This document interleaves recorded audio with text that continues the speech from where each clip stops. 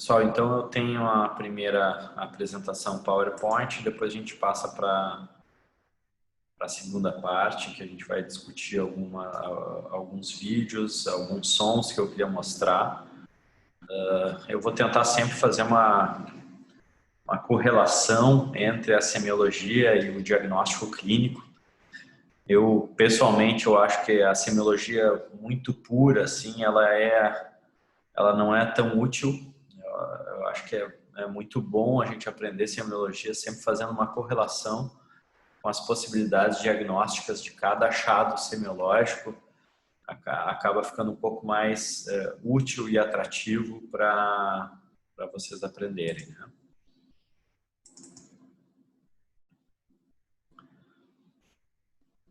Então, acredito que vocês já estão vendo aí a apresentação. Então, vocês sabem, né? O tema é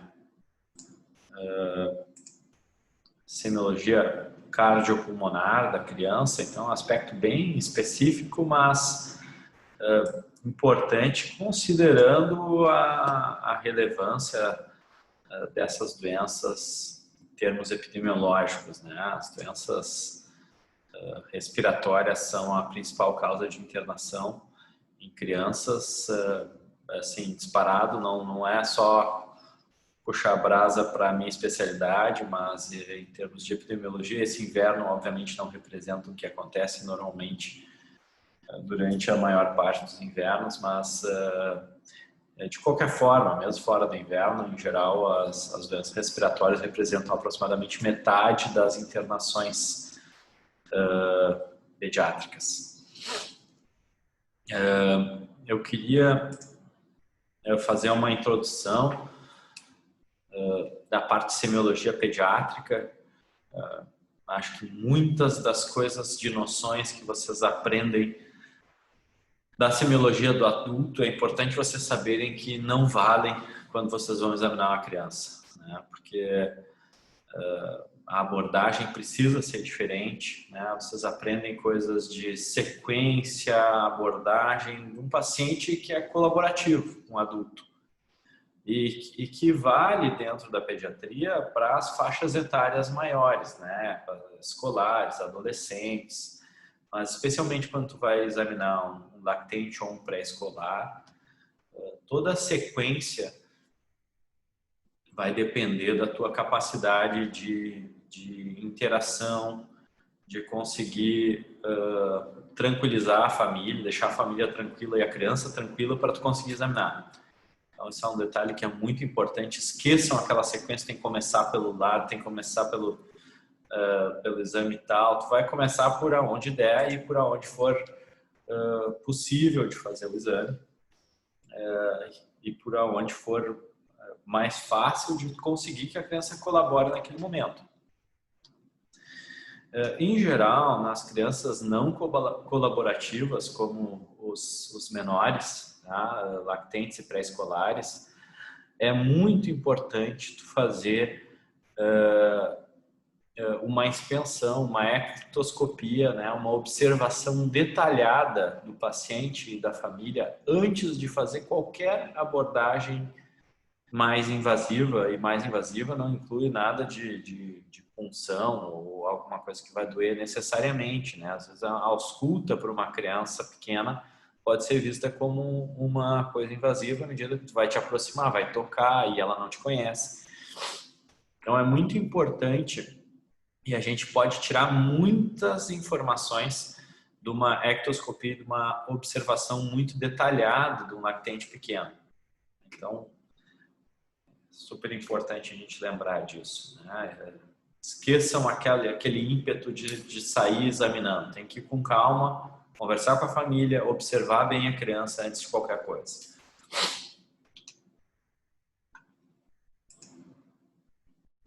Uma outra noção importante que eu queria relembrar, que vocês já devem ter tido isso, especialmente em aulas de antropometria, mas essas noções de score Z e percentil valem para tudo em pediatria, né? E eu estou falando isso numa aula de semiologia cardiopulmonar, porque, inclusive, aqui, quando a gente for avaliar, por exemplo, uma frequência cardíaca, uma frequência respiratória, os valores variam muito com a faixa etária e não existe aquele padrão como adulto de um valor mediano e um limite inferior e superior estático, né? Todos esses limites dependem do grupo etário e essa noção é muito importante dessa curva de Gauss, onde a gente tem um valor que é a média ou a mediana. No caso de uma curva normal, como essa, a média e a mediana vão ser a mesma coisa. Agora, se a gente tem um valor que está 2 desvios padrões acima da mediana, é o que a gente chama o score Z mais 2.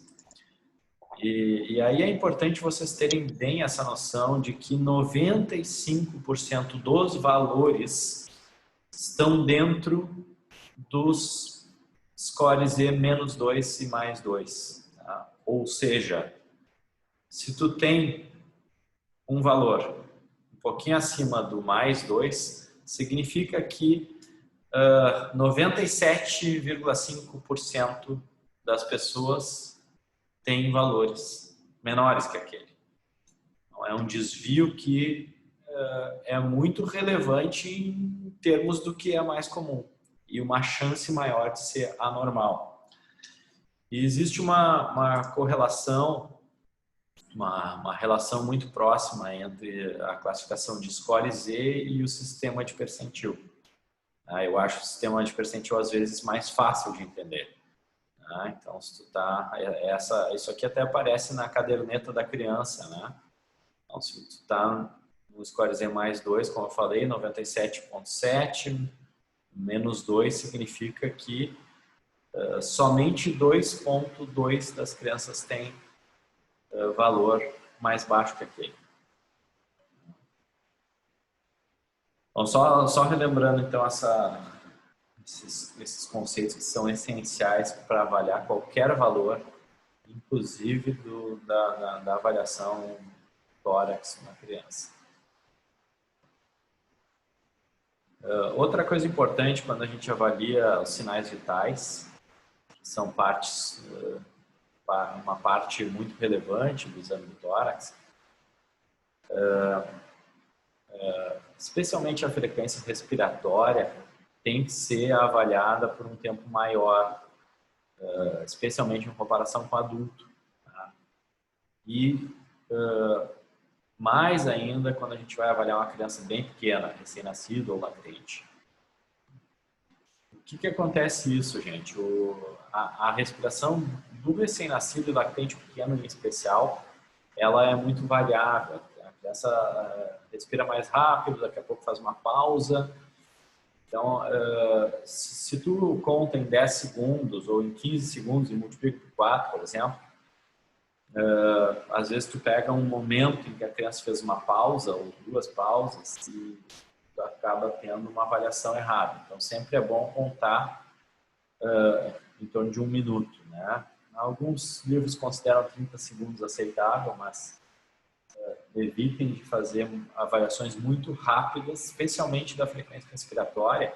Isso em criança acaba sendo ainda mais importante, a frequência respiratória em termos de correlação com a clínica, acaba sendo ainda mais importante na criança. Tem alguns diagnósticos que podem ser feitos a partir da frequência respiratória. Eu vou falar disso mais adiante.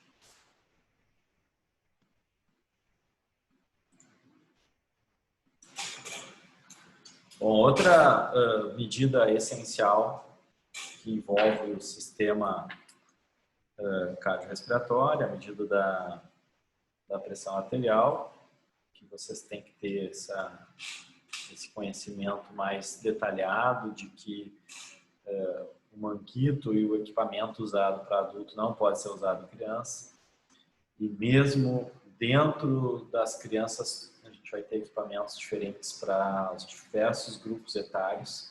A gente deve usar um manguito que tenha um comprimento que ocupe entre aproximadamente 70% a 80% da circunferência do braço. Então, essa tabela ajuda bastante. Então, vocês veem aqui, se tu medir com uma fita métrica a circunferência braquial da criança, né? Aí tu pode medir o manguito, que precisa ter no comprimento, na medida do comprimento, aproximadamente 7 ou 8 centímetros. Tá? Então, claro que aí vai ter uma variação, como tem nessa tabela, dependendo da idade e do tamanho da criança.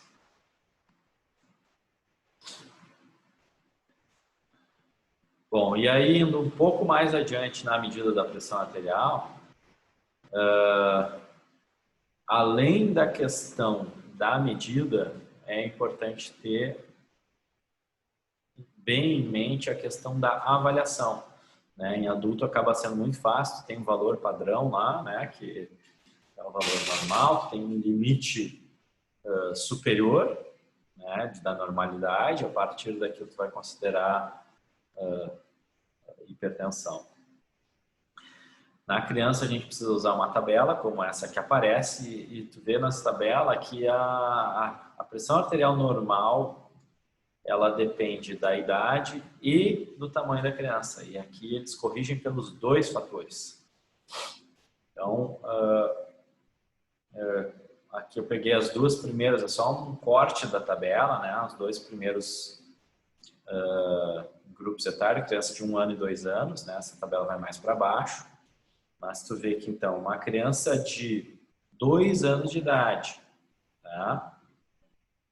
E aí a gente tem que pegar aqui o percentil de altura. Uma criança de 2 anos de idade que esteja no percentil 50 de altura, né? Provavelmente vocês já tiveram ou vão ter aula de antropometria, vocês sabem o que é o percentil 50 de altura, então tu vai colocar na curva e vai ver o percentil de altura. Então, a criança de 2 anos que tem uma estatura mediana, tem percentil 50 de altura, a pressão arterial sistólica normal dela é de aproximadamente 88, podendo variar até 102, que é o percentil 90 daí de pressão arterial sistólica. Tá? Ou seja, então voltando para aquela ideia que eu falei lá no início, né?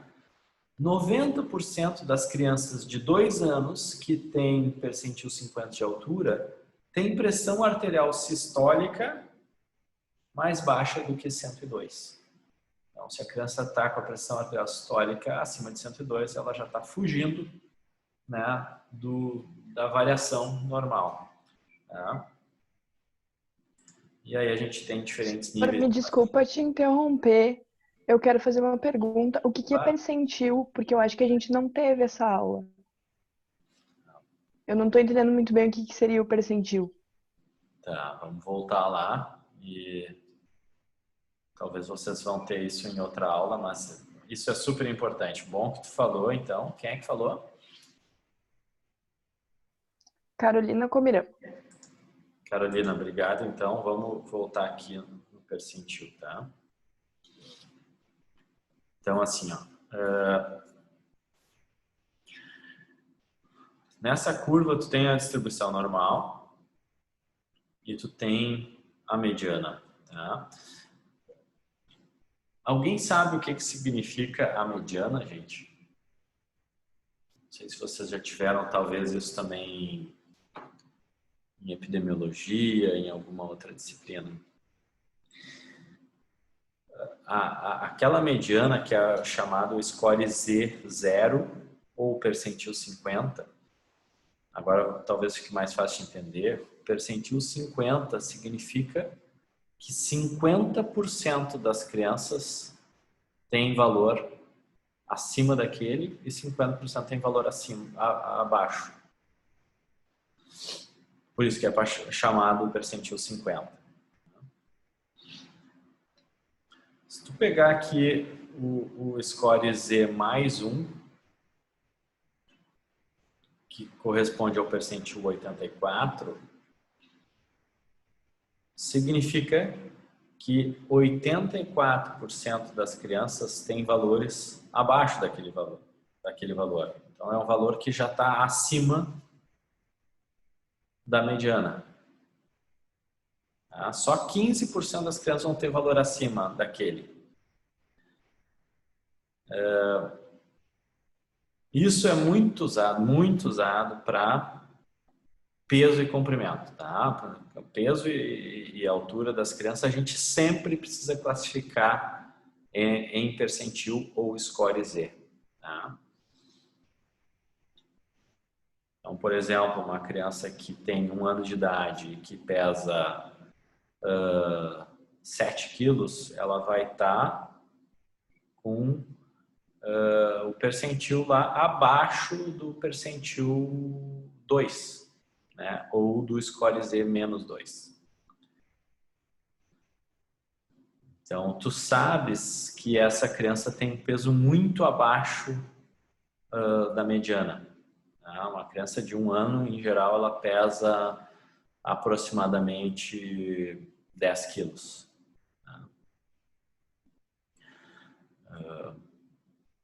Essa é uma noção que vocês vão ganhando também aos poucos. Não sei se alguém já falou isso para vocês, mas as crianças nascem com aproximadamente 3 quilos, 3.200, que é a mediana do peso de nascimento. Todos os valores têm mediana e percentil em pediatria. E se a criança nasce com 3 quilos, ela ganha aproximadamente 2 a 3 quilos. Ela ganha aproximadamente 2 a 3 quilos é mais adiante. Ela ganha em torno de 700 gramas por mês. Então, ela chega lá com 1 ano de idade com o triplo do peso do nascimento, em geral. Então, em 1 ano de idade, a criança já tem em torno de 10 quilos. Por isso que eu dei o exemplo, né? Se ela pesa 7 quilos, provavelmente ela vai estar muito abaixo da mediana. Se tu colocar na curva ou na tabela de classificação e ver que isso equivale ao percentil 2, então significa que somente 2% das crianças têm peso abaixo daquele. 98% das crianças têm peso maior. Isso é muito usado, gente, na pediatria para classificar todos os valores. Peso, altura, frequência respiratória, frequência cardíaca. E aqui, como eu estou fazendo a aula de tórax, né, e da parte cardiorrespiratória, eu estou chamando a atenção de como classificar a pressão arterial na criança. Como classificar uma criança como hipertensa ou não? Tu não usa aquele valor de 140/90. Esse é um valor para adulto, por exemplo. Tu precisa usar essa tabela que eu estou mostrando. E que é um pouquinho complexa de entender. Porque tu precisa, antes de classificar a pressão arterial dela, tu precisa ter já ter o percentil de altura dela. E aí tu vai poder classificar a pressão arterial. Então, se tu mediu a criança, aí tu vai lá na curva de crescimento, e aí tu vai achar o percentil dela dentro da curva de crescimento, e ela está no percentil 50, aí tu vai conseguir ver se ela é hipertensa ou não. Então, uma criança de 2 anos de idade, que a altura dela está no percentil 50 e que ela, quando tu mediu a TA, a pressão arterial, ela tem 115 de pressão sistólica, essa criança está hipertensa nesse momento. Certo, gente? Ajudou um pouco? Vocês vão voltar a ter aulas sobre isso, vocês vão ver muito na prática, na pediatria, quando a gente avalia a antropometria, tá? Avalia a medida do crescimento da criança, peso, altura, e avalia a curva de crescimento. Mas o que eu queria chamar a atenção é que essa questão de avaliar os valores por percentil não são exclusivos para a antropometria. Isso vale para várias coisas, como por exemplo aqui a pressão arterial, a classificação da pressão arterial.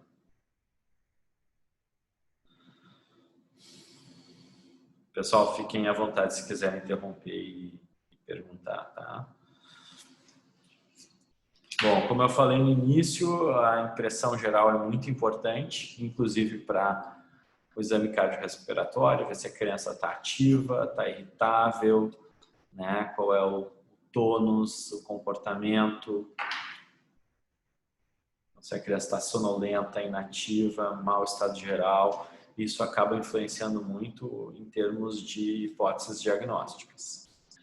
Um exemplo aqui, ó, uma criança que chega com febre para uma consulta, e a febre a queixa principal, pode se apresentar assim quando tu olha para ela a primeira vez, né? E só olhando tu já tem uma ideia muito boa de que a criança que aparece na esquerda tem uma chance muito alta de apresentar uma doença febril benigna, que pode ser uma virose autolimitada. Parece que ela tem um exantema viral, né? Vocês veem na pele, né? Tem uma pequena alteração que é muito comum associada a alguns vírus, tá? Enquanto que a outra criança tem uma área de má perfusão, já com necrose periférica, que está associada a uma doença muito grave que acontece em crianças chamada meningococcemia, tá? Uma infecção pelo meningococo que pode causar meningite e septicemia com má perfusão periférica e necrose de extremidades de forma muito rápida. Essas duas crianças chegando com a mesma queixa, tu só olhando para elas, tu já tem uma ideia muito diferente da gravidade da situação. Então, de novo, chama atenção como é importante observar com atenção. Um outro exemplo, a hidratação, né? A hidratação e o estado nutricional da criança, a gente também, especialmente em situações extremas, tu já consegue ter uma informação importante com a observação da criança. Aqui uma criança, um bebê, né, um lactente desnutrido e desidratado ao mesmo tempo. Vocês veem aqui a aparência, né, dos arcos costais, né, os olhos bem fundos, né, todas as características de desnutrição e desidratação. Por fim, essa parte introdutória, assim, o exame do recém-nascido, do lactente e da criança maior vão ser muito diferentes. O recém-nascido não colabora, mas em geral também não reage muito, né? O lactente e o pré-escolar tendem a reagir muito, então tem um pouco de arte na questão de conseguir atrair a atenção, manter a calma da família, manter a calma do bebê para conseguir fazer um exame adequado. Enquanto que as crianças maiores já é mais fácil de fazer um exame um pouco mais parecido com o exame do adulto. As crianças colaboram, manda respirar, respira fundo. Então, tudo acaba sendo diferente dependendo da faixa etária. Outros exemplos importantes ainda de ectoscopia. Cianose é um sinal importante de doenças cardiopulmonares e que tu pode já observar na chegada, cianose perioral ou cianose de extremidades.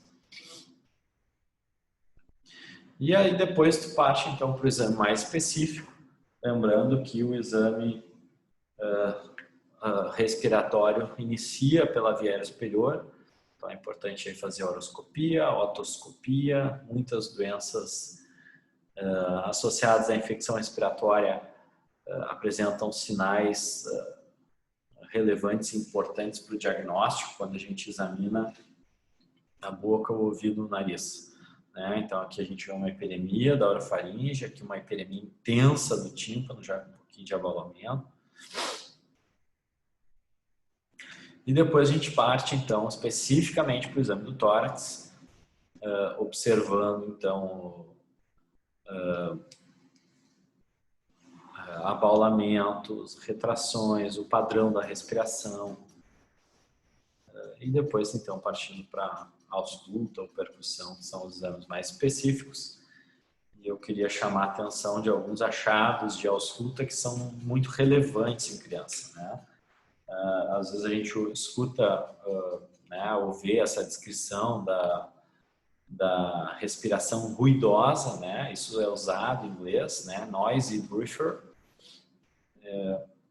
que pode ter diferentes significados, mas é importante a gente saber especificar isso melhor do ponto de vista semiológico. E os sons respiratórios anormais, alterados, dependem muito da onde que está a obstrução, principalmente falando da via aérea, né? Então a gente tem aqui 3 bem importantes, todos associados à obstrução da via aérea. Então o ronco, o estridor e a sibilância, tá?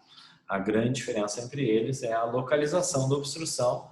Então o ronco em geral é uma obstrução bem alta a nível de via aérea superior, né? Rinofaringe, enquanto que o estridor já é um som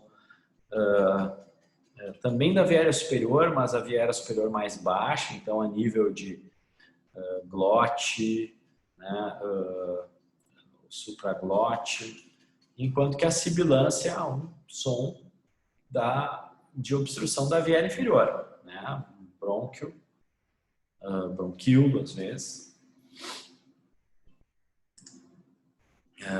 A sibilância é um achado muito importante em criança. A asma, então, é a doença crônica mais comum em crianças. Dependendo da faixa etária, pode acometer 20% da população pediátrica, né? Tem vários estudos que mostram crianças nessa faixa etária escolar, aí, aproximadamente 9 a 11 anos, média de 10, no Brasil, 20%, 2 a cada 10 tem asma. Então, é muito importante, né, saber identificar a sibilância, que é o principal sintoma, o principal sinal semiológico associado ao diagnóstico de asma. Tem vários fatores, né, que levam à obstrução do brônquio, que aparecem aqui na figura, a inflamação da via aérea, a hipersecreção, tudo auxiliando na obstrução do brônquio ou do bronquíolo. Por fim, um outro sinal bem importante aqui da parte respiratória é a frequência respiratória, a ponto de também ser um sinal que pode determinar um diagnóstico importante como pneumonia. Então, crianças que chegam com febre, crianças pequenas, né, a faixa etária de 1 até 4, 5 anos, a frequência respiratória vai ser o principal sinal semiológico para o diagnóstico de pneumonia. Então, criança com quadro de infecção respiratória, febre, tosse, uma das coisas que não pode faltar nunca no exame físico é a frequência respiratória. Uma criança com quadro bem agudo, febre alta, tosse, tu vai lá, ela tem 8 meses de idade, tu mediu a frequência respiratória 1 minuto, contou durante 60 segundos a respiração dela e deu 65, essa criança muito provavelmente pode estar com uma pneumonia, pois ela está acima do limite superior para a faixa etária.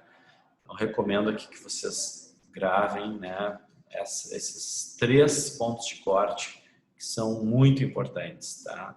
Até os 2 meses de idade, 60 movimentos respiratórios por minuto, entre 2 meses e 1 ano, 50, e entre 1 e 5 anos, 40. Como a OMS recomenda que se classifique a frequência respiratória, especialmente para o diagnóstico de pneumonia em criança.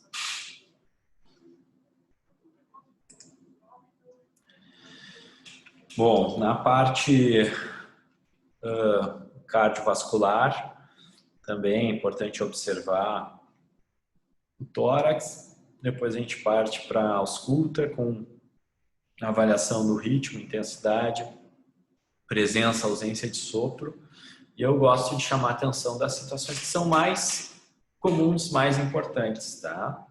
Então, uma situação muito comum em criança é a observação a ausculta de um sopro, né? E aí tem algumas características semiológicas que ajudam muito no diagnóstico diferencial, que é muito importante, que é o diagnóstico diferencial entre um sopro inocente e um sopro patológico, tá? O sopro inocente, talvez vocês não saibam bem o que é essa classificação. O sopro inocente é um sopro causado por uma turbulência, um fluxo alterado, mas que não está associado a nenhum defeito anatômico, tá? Não tem nenhuma malformação, não tem nenhuma doença associada, tá? Então é um sopro que, especialmente durante a infância, pode ser normal. E o sopro patológico é aquele sopro que está associado a alguma alteração, em geral, especialmente durante a infância, malformações cardíacas. E aí tem quatro coisas bem simples assim que a gente pode usar para já ter uma ideia em relação à probabilidade de um sopro inocente ou patológico. A intensidade. Então, o sopro inocente tende a ter uma intensidade menor, né? Um sopro de 1 a 2 cruzes. O tipo do sopro, se ele é sistólico ou diastólico. O sopro inocente, ele é sempre um sopro sistólico, né? Se tiver um sopro diastólico, ele não deve ser um sopro inocente. A associação com sintomas é muito importante. Claro que uma criança tem sopro e tem história de ficar cianótica, ficar com dificuldade respiratória, tem uma chance menor de sopro ser inocente. E por fim, essa é uma dica, né, semiológica muito importante, que é examinar a criança deitada, sentada, em diferentes posições, e esses sopros inocentes, muitos deles, tu tem uma mudança da intensidade, ou o sopro pode até desaparecer, dependendo da posição que tu examina a criança, diferente dos sopros patológicos em geral. Entendido aqui, pessoal? Por fim, eu queria chamar a atenção que tem muitos sinais que não estão no tórax e que ajudam no diagnóstico de doenças cardiorrespiratórias. Por exemplo, baqueteamento digital. Então, baqueteamento digital é um sinal que aparece na mão, no dedo, né? No ângulo da unha. É um sinal, assim, quando é bem extremo, né? Que o dedo parece uma baqueta, na verdade é uma mudança no ângulo da unha, né? Esse ângulo aqui, que ele fica virado ou retificado. Sempre é importante olhar o dedo de lado, né? Para conseguir identificar o baqueteamento digital. Mas é um sinal associado a doenças cardíacas ou pulmonares potencialmente graves, tá? Como cardiopatias congênitas ou fibrose cística ou bronquiectasias, tá? Então, não é um sinal presente em crianças com doenças mais leves como sibilância transitória, asma, infecções respiratórias recorrentes. Nenhuma dessas doenças tem cursa com baqueteamento digital. Então, uma criança precisa de uma investigação mais detalhada e avançada. Bom, eu queria passar alguns vídeos para vocês que a gente pode discutir. Vocês querem perguntar antes do vídeo, pessoal?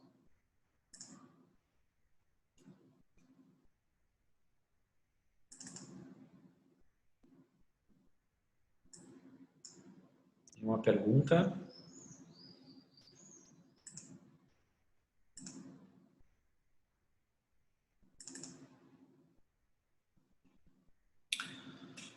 Bom, eu vou passar um vídeo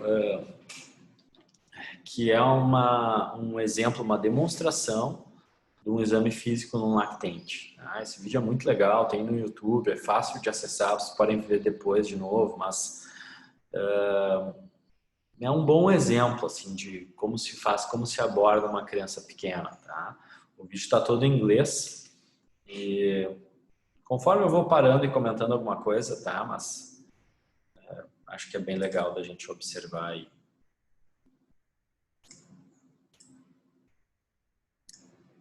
Good morning, Sophie and Ellie. Thank you very much for coming in this morning. Vocês conseguem ouvir o som, gente, bem? Sim. Sim. Elaine, as you know, and I think is this Alex, Ellie's brother. So what we're here to do this morning is to examine Ellie's chest. So the first thing we want to do is just simply observe Ellie sitting on her mum's knee. And I'm going to start off doing that sitting down because small children don't like tall adults looming over them.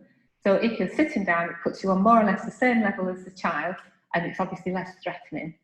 I'm also going to start at a little distance from her, so it gives her an opportunity to get to know me before I have to move in further and do the more detailed part of the examination.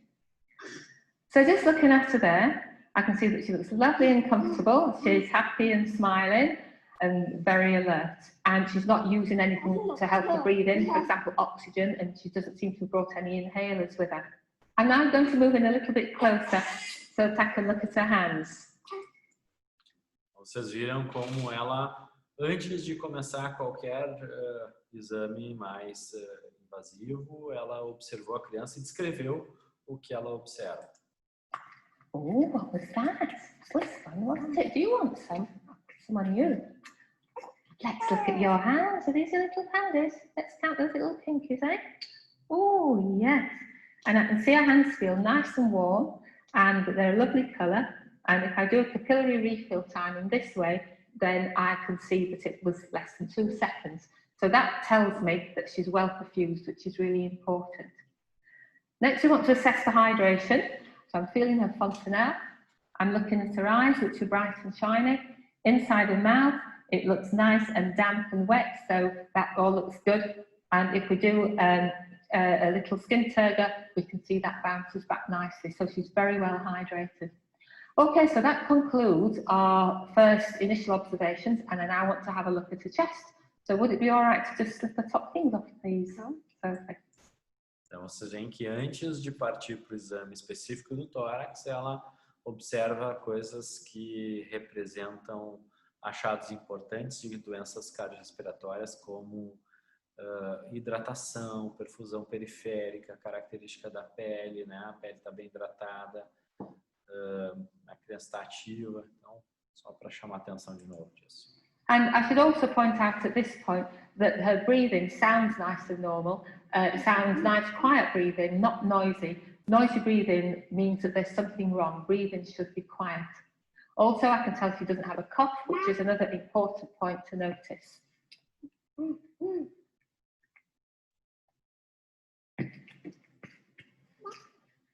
Okay.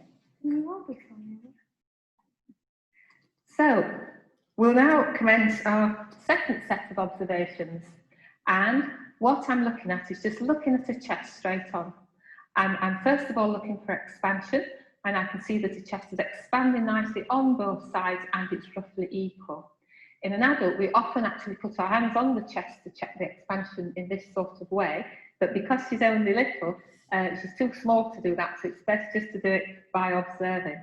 I can also see there are no signs of respiratory distress, and what I'm actually looking for is to see if there's any intercostal or subcostal recession, if there's any tracheal tug or abdominal breathing, and there's none of those things. The next thing, I want to count her respiratory rate, and I've got my watch set here, and we normally count it for about 30 seconds. So I'm starting watching now. And just while we're watching, just to remind everyone that when a child is born, they have quite a fast respiratory rate, more than twice as fast as an adult.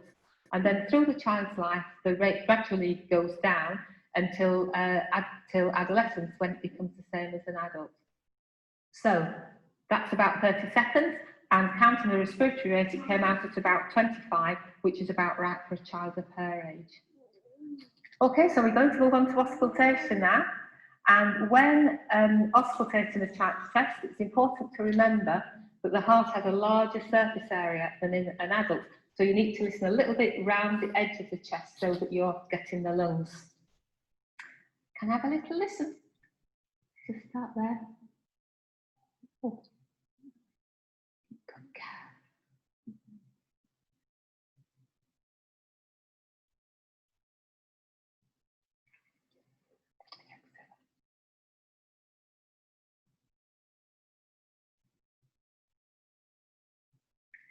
And a little tap. You are a good girl, aren't you? Okay. Can we listen at the back, please, if we just turn around a bit?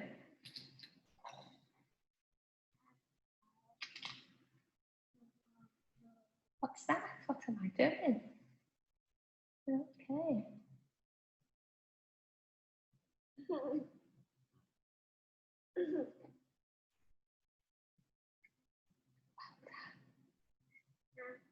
Clever girl. And percussion the same, in the same places.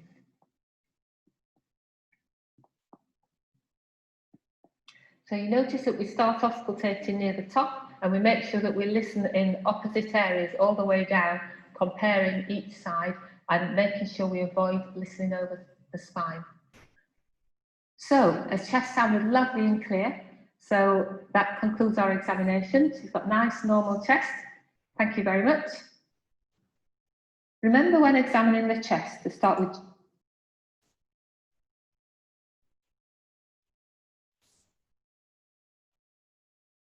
Pessoal, alguma pergunta sobre o vídeo? Vocês viram que é um exame físico do tórax de um lactente com sucesso, né? Um bebê que ajuda, né? A família ali, o bebê estava calmo, a família estava calma, nem sempre é assim. Mas é um bom exemplo, né? Como ela aborda, né? Com tranquilidade, observando de novo aspectos mais gerais antes, conversando primeiro e depois partindo para o exame mais específico. Nenhuma pergunta aqui, pessoal?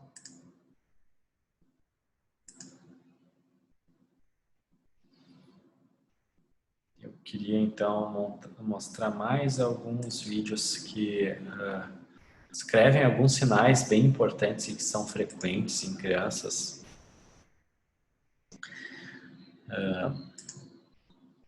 Só um pouquinho, deixa eu conseguir compartilhar aqui. Bom, eu vou passar para a parte de ausculto, algumas alterações de sons, ruídos respiratórios que eu acho importante vocês conhecerem em criança. Começar pelo estridor, tá? Essa primeiro é uma criança com um quadro sugestivo de laringite, né, viral ou croup viral. Observem a característica da tosse e do estridor.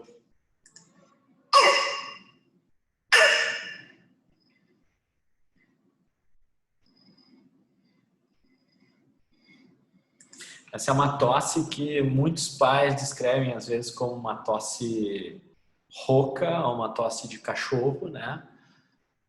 Um termo mais popular para descrever essa tosse laríngea, que é muito associada ao diagnóstico de laringite.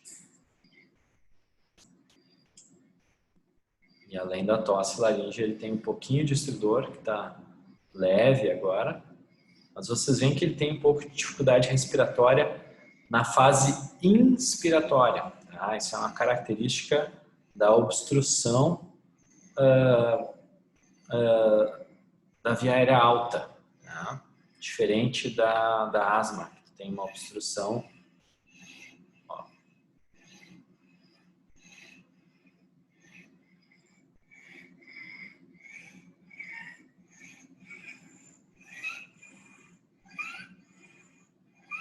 Agora parece um pouco melhor o estridor.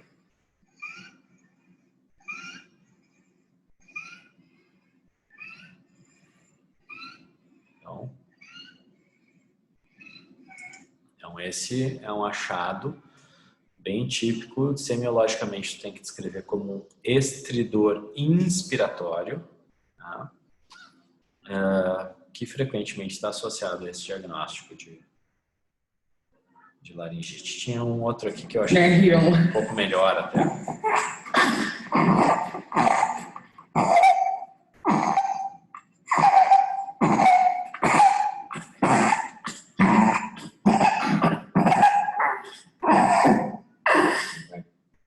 Teste de inglês.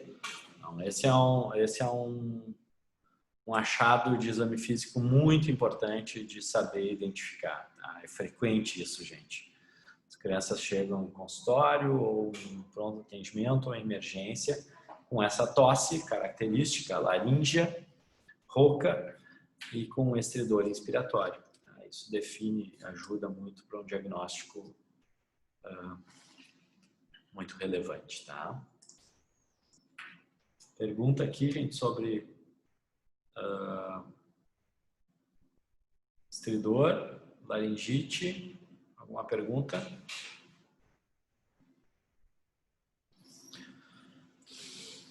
Eu queria mostrar mais 2 sons respiratórios ainda, que provavelmente vocês já viram isso na semiologia do adulto, mas chamar a atenção de algumas coisas que são bem importantes.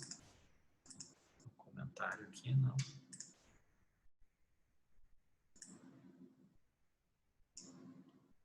Alguém está elogiando a aula. Deixa eu ver aqui.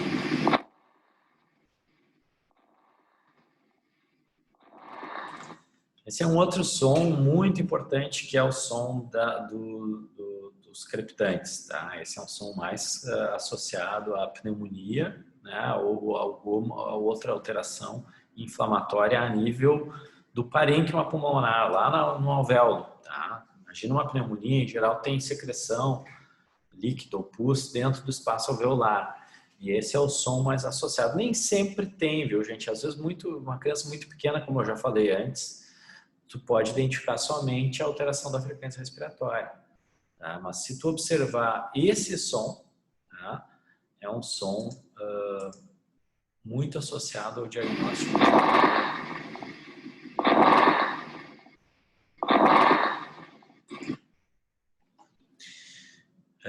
Eu queria ainda mostrar um pouquinho do som associado à sibilância, que é muito comum também. Esse, então, a sibilância já é um som mais associado a...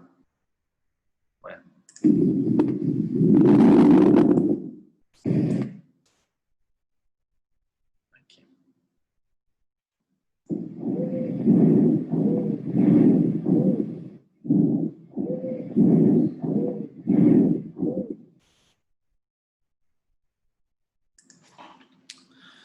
Então, esse é um som, ficou um pouco mais baixo, né? Também vocês podem depois colocar isso no YouTube e revisar isso melhor, tá? Para terminar, eu queria só mostrar alguns sopros. Esse talvez seja o sopro mais importante, tá? Tem diferentes tipos de sopro, mas assim, se tu considerar uma criança que tem uma cardiopatia, as cardiopatias mais comuns, cardiopatias congênitas, são as comunicações interventriculares, interatriais, principalmente para C e V, comunicação interventricular. Muitas vezes tu vê um som alto como esse, né? Um som que às vezes não é difícil identificar e que pode determinar um diagnóstico muito importante, tá? Que é um sopro holossistólico, que tu escuta durante toda a sístole.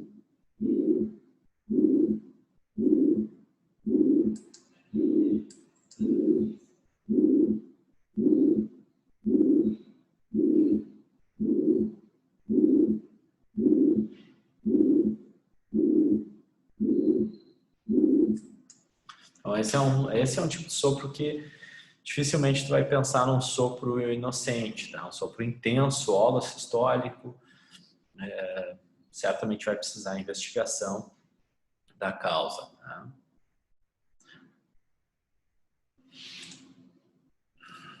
Pessoal, acho que é isso que eu queria mostrar. São quase meio-dia. Eu queria abrir para perguntas, comentários. Se tiverem dúvidas, fiquem à vontade. Oi. Sim. O estridor, ele aparece mais em que tipo de situação? Há 2 situações bem comuns, tá, em pediatria. Uma que eu falei já, que é a laringite, tá, que é uma doença bem aguda. E tem uma outra situação que é a laringomalácia. Ela é muito comum, tá, também. Essa é uma situação congênita. E que o estridor aí não é um quadro, aí muitas vezes tu vai conseguir identificar pela história, tá? A laringomalácia são crianças que começam com estridor muito cedo, tem um estridor que não é agudo, ele aparece em momentos em que a criança está mais agitada, e então está chorando, ou está mamando, né?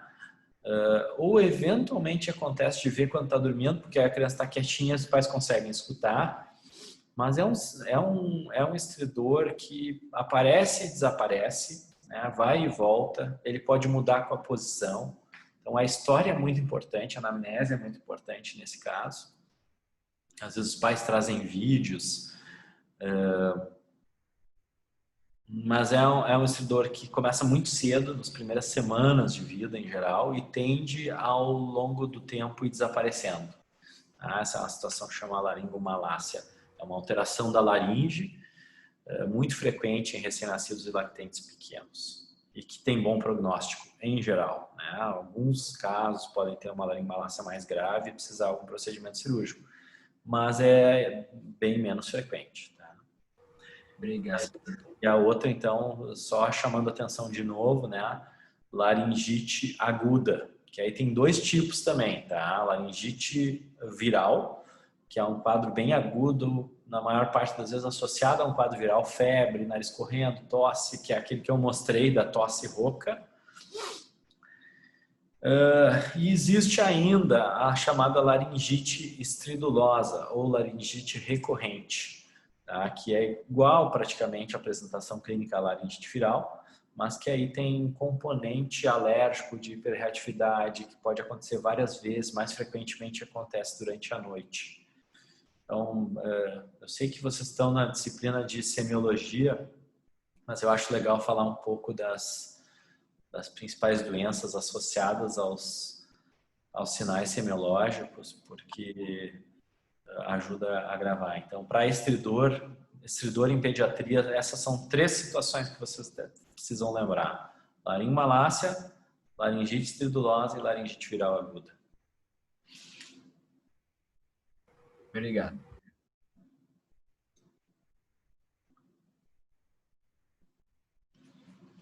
Mais alguma pergunta, pessoal? Fiquem à vontade aí, não tem...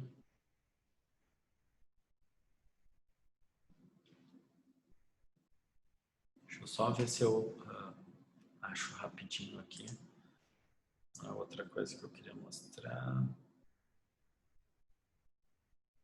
Não, mas eu vou demorar para achar um vídeo de laringomalácia. Depois vocês podem procurar essas 3 situações também.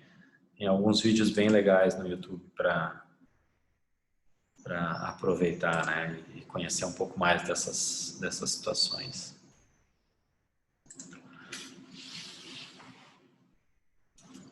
É isso, pessoal.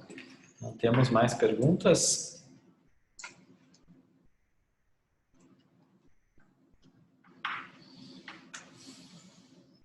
Muito bem, então. Acho que é isso. Então, vou encerrar. Qualquer coisa, se tiverem perguntas posteriores, vocês podem me mandar também, não tem problema. Valeu, pessoal. Até mais. Tchau, tchau. Tchau, tchau. Muito obrigada. Tchau. Foi muito boa. Tchau, tchau. Valeu, gente. Até.